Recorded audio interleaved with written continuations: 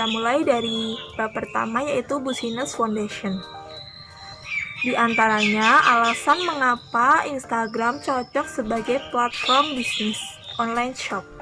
Yang pertama yaitu market Instagram di Indonesia sangat besar. Yang kedua, Instagram dapat dijadikan katalog produk penjualan.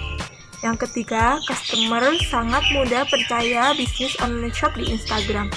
Dan yang terakhir yaitu image brand lifestyle sangat kuat di Instagram.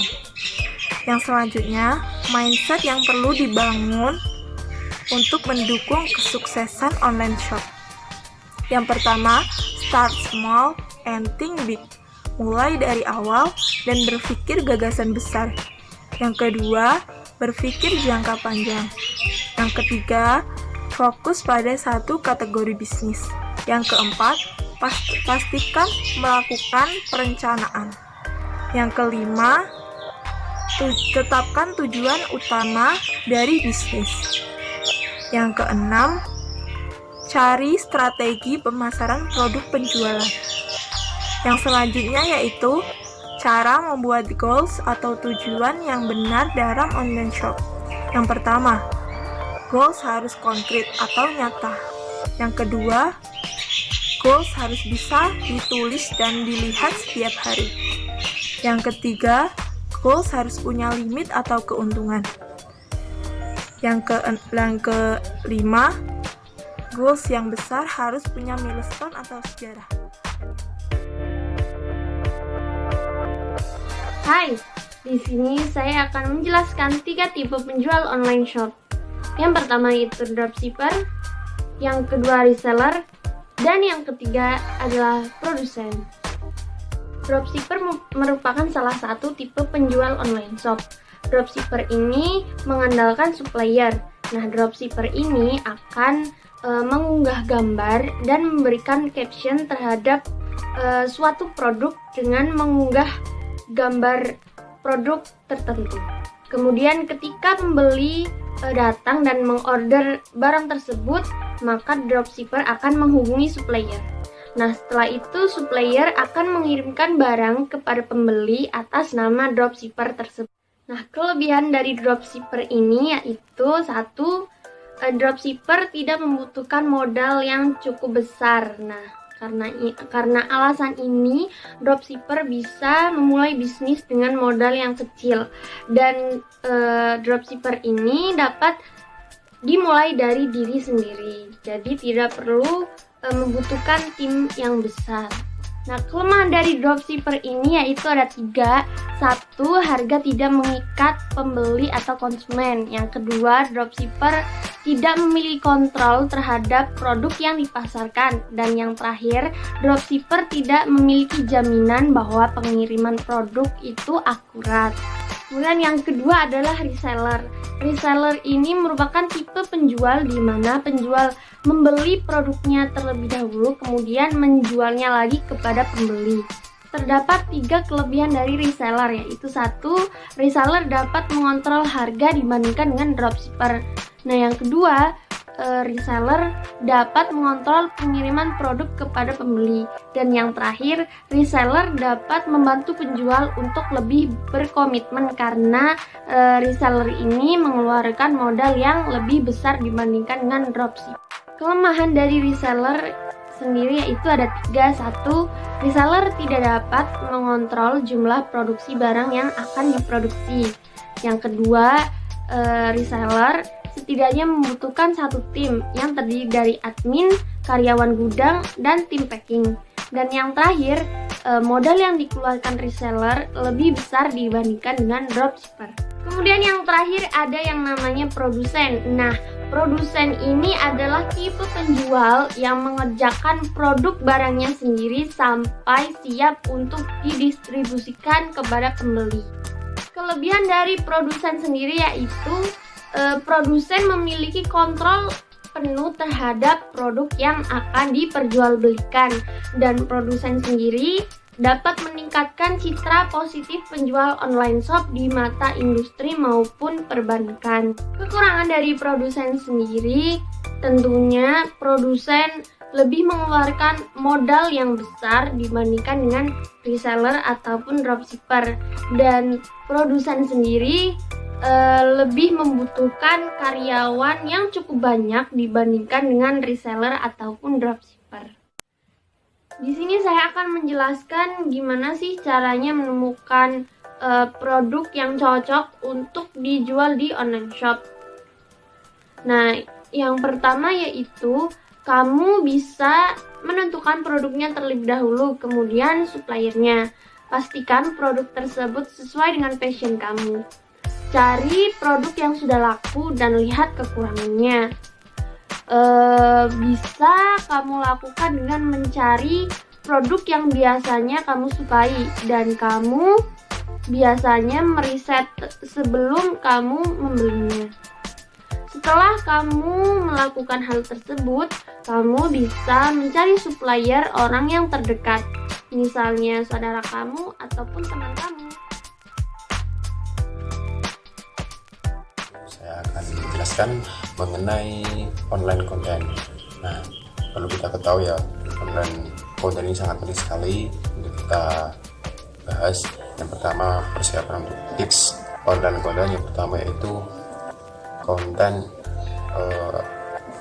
feed, yaitu tampilan itu harus sesuai dengan brand. Yang kedua yaitu caption juga harus sesuai dengan brand. Kemudian waktu upload juga sangat penting untuk mengetahui customer atau yang melihat konten kita juga harus mempertimbangkan waktu uploadnya, kita harus memanajemen. Yang ketiga yaitu caption yang menarik. Nah, caption ini yang menarik, ajakan atau himbauan untuk tertarik kepada konten kita. Di sini saya akan menjelaskan tentang promoting online shop. Jadi online shop adalah penjualan produk secara online yang bisa dilakukan melalui sosial media, beberapa sosial media, yaitu ada Instagram, Facebook, WhatsApp, dan lain-lain. Jadi di sini saya akan memberikan beberapa tips promoting online shop. Tips yang pertama, kalian harus melakukan riset kompetitor. Kompetitor itu adalah saingan kalian. Jadi kalian harus tahu kompetitor kalian itu menggunakan cara apa untuk mempromosikan online shopnya. Tips yang kedua, kalian harus mempelajari bagaimana cara kompetitor kalian itu melakukan promosi. Tips yang ketiga, promosi online shop kalian bisa dilakukan dengan membuat konten, iklan, maupun melewati endorsement. Yang keempat, kalian harus membuat hashtag tentang produk kalian. Jadi, buatlah influencer dan followers menggunakan hashtag yang sama agar produk kalian menjadi trending. Tips yang kelima, kalian harus membuat jadwal atau kalender promosi untuk menjadwalkan konten promosi kalian. Tips yang keenam, sebaiknya promo dilakukan 1-2 minggu sebelum hari puncaknya. Jadi dalam promosi online shop itu ada istilah organic dan paid ads. Jadi kalau organic itu adalah konten yang baik namun tidak berbayar. Berbeda dengan paid ads. Kalau paid ads itu iklan yang berbayar. Jadi dalam pembentukan promosi ini, kalian itu sebaiknya menggabungkan antara organik dengan paid ads. Endorsement itu apa sih? Mungkin kalian udah sering dengar kata-kata endorsement. Jadi endorsement itu kita membayar influencer untuk mempromosikan produk kita. Influencer di Instagram itu ada 4 jenis. Yang pertama, mega influencer, yaitu orang yang memiliki jutaan pengikut di Instagram. Yang kedua, ada makro influencer, yaitu orang yang memiliki lebih dari 500.000 pengikut di Instagram. Yang ketiga, ada mikro influencer, yaitu memiliki 100-500.000 pengikut di Instagram. Dan yang terakhir yaitu ada nano influencer, yaitu memiliki kurang dari 50.000 pengikut di Instagram. Nah, gimana sih cara memilih influencer yang tepat untuk endorsement? Jadi di sini saya akan memberi tips. Yang pertama, cek kecocokan komunitas penggemar influencer tersebut dengan produk kalian. Jadi kalau misalnya kalian jualnya keripik, terus influencer kalian sukanya skincare, kan produk kalian juga nggak laku kan kalau dipromosikan sama influencer tersebut. Jadi harus sesuai. Kalau influencer kalian sukanya followers influencer kalian sukanya sama kuliner, kalau produk kalian kuliner itu baru tepat. Terus yang kedua, pilih influencer dengan engagement rate yang cukup tinggi. Jadi kalian itu mungkin harus memilih influencer kalian yang hits, terus banyak dikenal orang. Contohnya kalau selebgram atau artis di zaman sekarang yang lagi digemari ada Raffi Ahmad dan keluarganya. Selanjutnya ada automation. Jadi automation ini merupakan sebuah aktivitas harian untuk mendukung memaksimalkan penggunaan Instagram bisnis dan dijalankan oleh bot secara otomatis. Dan ini ada beberapa tipsnya. Yang pertama, memasukkan hashtag pada konten yang ingin Anda otomatisasi di dalam Instagram. Yang kedua, gunakan otomatisasi untuk follow, like, dan unfollow pengguna lainnya. Jadi kita nggak usah manual ya, bisa otomatis menggunakan perangkat lunak. Terus yang ketiga, gunakan otomatisasi juga untuk auto reply DM yang masuk. Jadi saya tuh pernah kayak chat online shop gitu di DM. Jadi mereka itu otomatis mengirimkan pesan seperti selamat datang di online shop bla bla bla bla. Terus nanti mereka juga ngasih tahu mungkin jam mereka balas DM konsumen itu jam berapa aja gitu. Terus yang keempat, otomatisasi juga dapat dilakukan untuk mengunggah konten secara otomatis.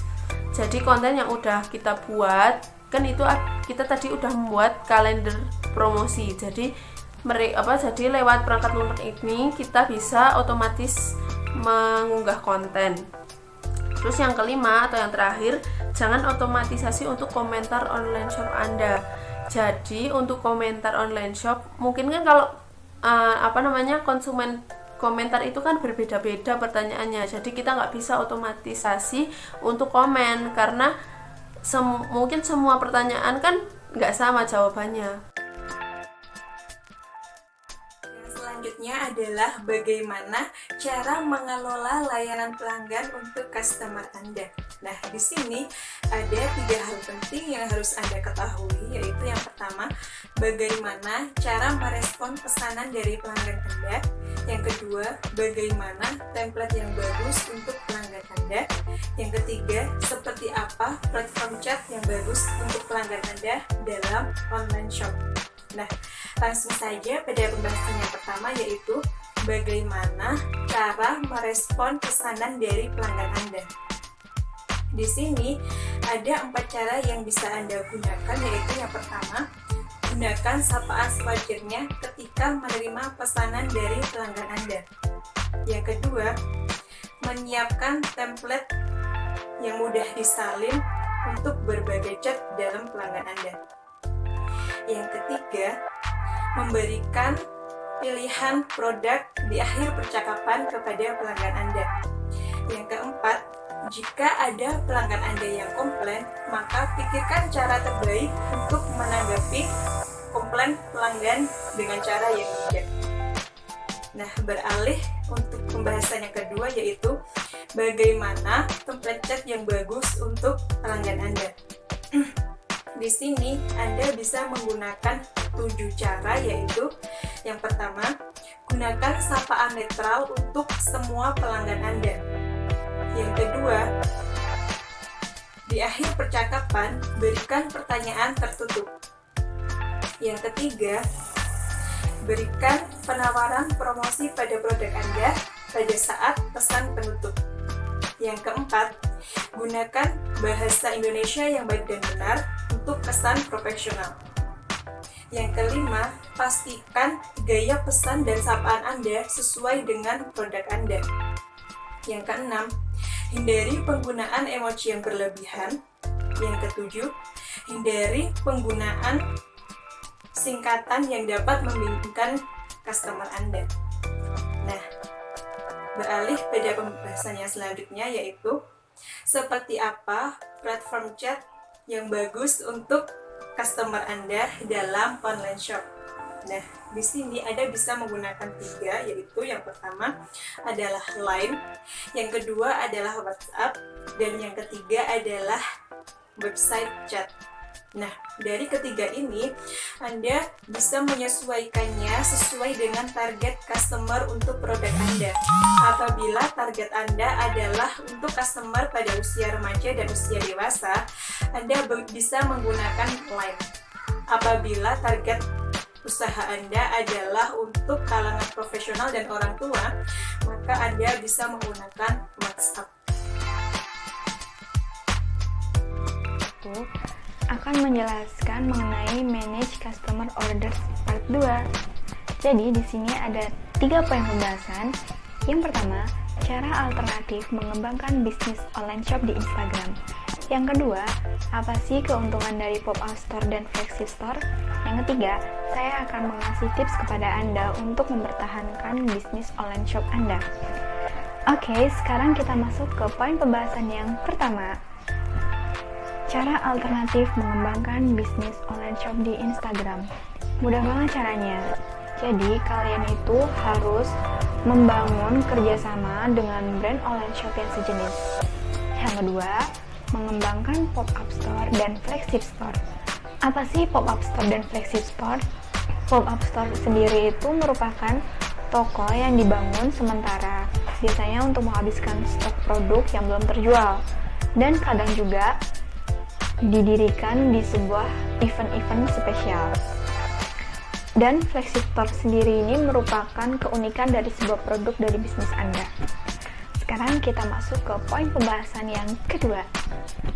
Apa sih keuntungan dari pop-up store dan flagship store?